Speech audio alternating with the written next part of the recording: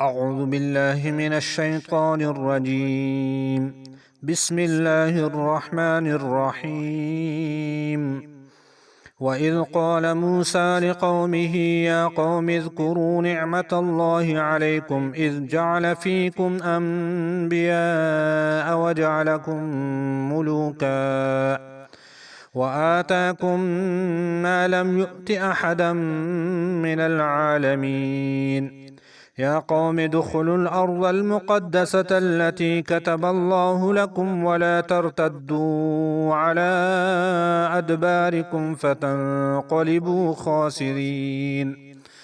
قالوا يا موسى إن فيها قوما جبارين وإنا لن ندخلها حتى يخرجوا منها فإن يخرجوا منها فإنا داخلون. قال رجلان من الذين يخافون أنعم الله عليهم ادخلوا عليهم الباب فإذا دخلتموه فإنكم غالبون وعلى الله فتوكلوا إن كنتم مؤمنين. قالوا يا موسى إنا لن ندخلها أبدا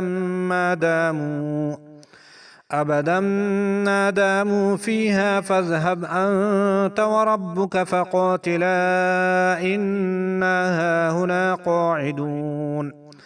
قال رب إني لا أملك إلا نفسي وأخي فافرق بيننا وبين القوم الفاسقين.